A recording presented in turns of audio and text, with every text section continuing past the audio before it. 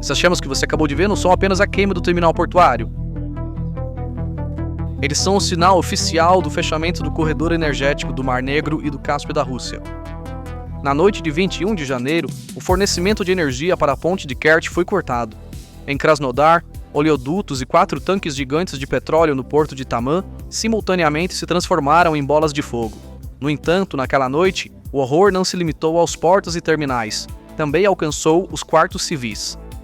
Mísseis de defesa aérea russos, disparados em pânico para deter drones ucranianos, desviaram-se do curso e atingiram as casas dos cidadãos russos que deveriam proteger. O escudo transformou-se em espada, portos fechados, rotas de petróleo cortadas, e para o povo russo, o Estado já não é um protetor, mas a maior ameaça pairando sobre suas cabeças. Quando examinamos a anatomia técnica deste desastre, o que emerge não é tanto um ataque organizado, mas como a arquitetura de defesa russa foi sistematicamente levada ao caos.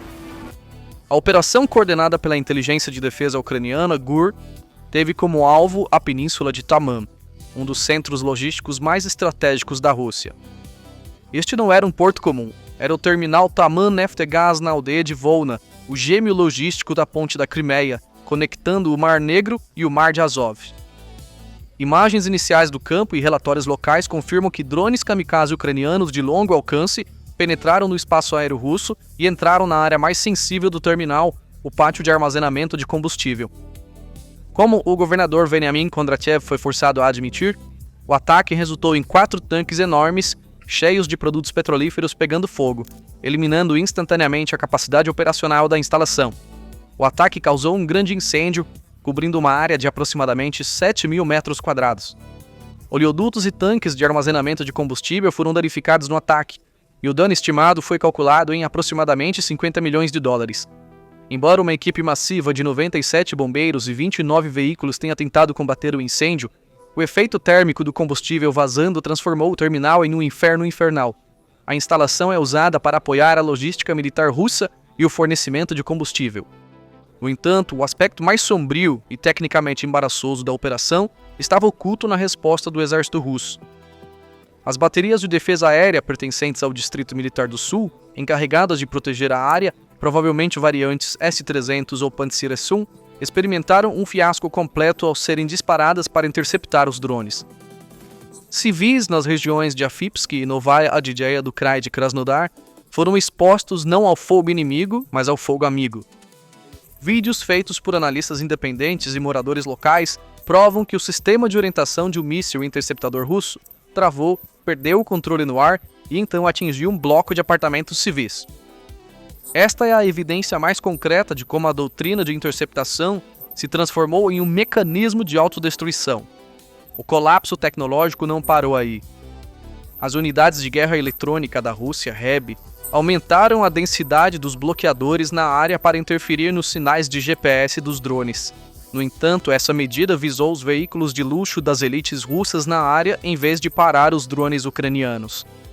Os sistemas anti-roubo baseados em satélite de veículos de luxo como Porsche, BMW e Mercedes nas ruas de Krasnodar interpretaram os intensos sinais de bloqueadores como uma tentativa de roubo. De acordo com relatórios da Mesh e de serviços locais, as unidades de controle do motor de centenas de veículos de luxo se bloquearam. Os veículos ficaram imóveis e o trânsito parou. O exército russo, incapaz de deter o inimigo, também interrompeu a mobilidade de sua própria classe rica. Esta situação destaca tragicamente o quão longe os sistemas de guerra eletrônica russos estão de serem seletivos, e como a estratégia de negação de área sabota sua própria infraestrutura civil e comercial. O incêndio no terminal Taman Neftegaz está muito além de um simples acidente industrial. É o momento em que o rei da Rússia caiu no jogo de xadrez energético global. Este terminal é a veia jugular das exportações de energia da Rússia no Mar Negro. Petróleo bruto e GLP da bacia do Mar Cáspio, especialmente do Cazaquistão, eram transportados para o mundo através deste portal por meio de oleodutos. O ataque ao terminal e a destruição de 4 tanques principais destruíram efetivamente a rota de energia do Cáspio-Mar Negro. As companhias internacionais de seguros marítimos, nomeadamente os clubes PI, começaram o processo de reclassificação das áreas portuárias de Taman e Novorossiysk como zonas de risco de guerra após este ataque. Isso significa que os prêmios de seguro para petroleiros que entram na região dispararam, e muitos proprietários de navios se recusaram a enviar suas embarcações para essa zona de morte. O petróleo russo agora não é invendável, mas intransportável. O gargalo logístico está causando um silêncio mortal nas linhas de frente. A península de Taman é o centro de abastecimento de combustível para as forças russas na Crimeia e no sul da Ucrânia. O terminal que foi atingido não apenas exportava combustível, mas também fornecia combustível para tanques e veículos blindados de unidades militares na região. Aqueles 4 tanques em chamas com um combustível diesel muito que permitiu aos tanques russos avançar. Essa interrupção na cadeia de suprimentos deixa as unidades russas na linha de frente presas. Um tanque sem combustível é apenas uma pilha de metal cara.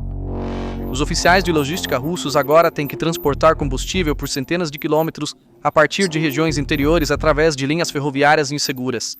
Este atraso cria uma janela de oportunidade perfeita para a artilharia ucraniana caçar comboios russos.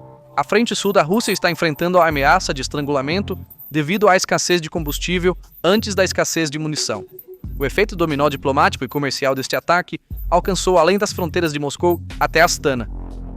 O Cazaquistão costumava exportar uma grande parte do seu petróleo através de oleodutos como o oleoduto CPC, que passa pelo território russo. No entanto, o fato de a Rússia não ser mais um país de trânsito seguro fez com que o petróleo do Cáspio ficasse preso dentro da Rússia. Vendo que a Rússia não consegue nem proteger seus próprios portos, o governo do Cazaquistão será forçado a buscar rotas alternativas que evitem a Rússia para exportar sua energia. Isso mostra que a Rússia perdeu não apenas suas receitas de petróleo, mas também sua influência geopolítica na região. A Rússia perdeu seu monopólio energético em seu próprio quintal devido à vulnerabilidade de sua defesa aérea. Mesmo que o incêndio em Taman Naftgaz seja extinto, o verdadeiro pesadelo que aguarda a Rússia começa quando as chamas se apagam, o síndrome da irreparabilidade. O terminal atingido não era uma simples instalação de armazenamento. Estava equipado com unidades de liquefação criogênica e de GLP de alta pressão altamente complexas. A infraestrutura tecnológica dessas instalações, as válvulas, turbinas e painéis de controle, foram instalados antes da guerra por gigantes ocidentais como Siemens e Honeywell. Agora aqui está o detalhe crucial. Devido às sanções, a Rússia não pode obter essas peças sensíveis que foram destruídas por drones ucranianos do Ocidente, nem pode substituí-las por peças chinesas. As peças oferecidas por fornecedores chineses não atendem aos padrões de pressão dessas instalações. Os engenheiros russos estão agora diante dos destroços sem peças de reposição, tentando apenas lidar com a sucata. Isso significa que a capacidade de exportação de energia da Rússia não está temporariamente interrompida, mas permanentemente encerrada devido à inadequação tecnológica. A arma energética de Putin foi danificada irreparavelmente. Outro efeito destrutivo invisível da guerra está crescendo silenciosamente nos campos intermináveis de Krasnodar. O caos de guerra eletrônica mencionado anteriormente não afetou apenas o tráfego na cidade, mas também a produção agrícola nesta região, o celeiro da Rússia. A agricultura moderna russa depende de colheitadeiras gigantes da John Deere e Claas, que operam com direção autônoma e rastreamento por satélite. No momento em que os bloqueadores de sinal do exército russo implantados para cegar drones cortaram a conexão de GPS dessas máquinas agrícolas, a produção nos campos foi interrompida. Incapazes de receber navegação por satélite ou realizar fertilização automática, essas máquinas agora jazem no meio dos campos como pilhas de sucata que valem milhões de dólares. Perder o ciclo de plantio e colheita representa um risco de fome neste próximo inverno, ameaçando não apenas as receitas de petróleo da Rússia, mas também sua segurança alimentar. Enquanto o Kremlin tentava proteger os céus, deixou o pão do seu povo apodrecer nos campos. Em escala militar, esse gargalo logístico transformou-se em uma armadilha mortal para a frota do Mar Negro. Os navios de guerra russos presos no porto de Novorossiysk dependiam de um fluxo regular de combustível do terminal de Taman. Com o terminal fora de serviço, o comando da frota se viu preso em um terrível dilema. Ou esperar por petroleiros indefesos em águas abertas para reabastecimento e se tornar presa dos drones marítimos Magura V5 da Ucrânia, ou permanecer no porto e recorrer à defesa passiva. Imagens de satélite mostram que os tempos de espera estacionários das fragatas russas nas entradas dos portos aumentaram 300%. Uma marinha que não pode se mover não é uma marinha, mas um alvo flutuante. Este bloqueio invisível também está abalando fundamentalmente a estrutura demográfica da região. Krasnodar e seus arredores eram o paraíso do turismo doméstico da Rússia e um refúgio para generais aposentados. No entanto, a fuga de capitais que começou após as explosões está transformando a região em uma cidade fantasma econômica. A onda repentina de vendas no mercado imobiliário é prova de que a elite local perdeu completamente a fé no escudo protetor de Moscou. À medida que os ricos vendem suas propriedades a preços baixíssimos e fogem para o outro lado dos Montes Urais, as pessoas que ficam para trás enfrentam o desemprego e o medo pela segurança. A única coisa mais perigosa para um estado do que perder território é perder a fé das pessoas que vivem nesse território. E é exatamente isso que está acontecendo em Krasnodar, um colapso social e econômico. O que está acontecendo em Krasnodar é muito mais do que uma derrota tática para o regime de Putin. É um checkmate estratégico. O mito do grande poder e da inviolabilidade das fronteiras, vendido ao povo russo por anos, foi devastado sob os escombros daquele prédio residencial em Afipsky. A estratégia militar russa apresentou os sistemas de defesa aérea como o S-300 e o S-400 como os melhores do mundo. No entanto, o fato de que esses sistemas entraram em pânico e sob pressão e atingiram forças amigas e civis provou que a tecnologia russa não é inteligente, mas perigosa. A estratégia da Ucrânia não é mais apenas atingir alvos militares. É para forçar o sistema de defesa russo a cometer erros, sobrecarregá-lo e colocá-lo em modo de pânico que prejudicará seu próprio povo. A cada segundo que o exército de Putin falha em abater drones ucranianos, ele perde legitimidade aos olhos de seu próprio povo. Para os residentes de Novaya Adjeia, a ameaça agora não vem de Kiev, mas das baterias sob o comando de Moscou. O fracasso do contrato social nunca foi tão visível. O acordo tácito entre o Kremlin e o povo russo era: não questione a guerra e não deixaremos a guerra tocar em você. Mas a guerra já não está mais nas telas de televisão, está dentro das salas de estar em Krasnodar. Os BMWs da elite bloqueados por bloqueadores, os mísseis de defesa aérea caindo sobre a classe média e a fumaça tóxica subindo do terminal em chamas. Esta é a imagem do custo da guerra sendo espalhado para a base. À medida que o povo russo vê que o Estado não pode protegê-los e até os mata por engano, o medo dá lugar a uma raiva silenciosa. Este desmoronamento na frente doméstica é uma erosão política muito mais perigosa do que as derrotas no campo de batalha. Enquanto Putin tenta colocar a Ucrânia de joelhos, ele perdeu a confiança do seu próprio povo. A noite de 21 de janeiro de 2026 foi um ponto de virada para a Rússia. Aquelas chamas queimando no terminal Taman Neftegaz são a pira funerária da reivindicação da Rússia de ser uma superpotência energética. As rotas do Mar Negro e do Cáspio agora se foram.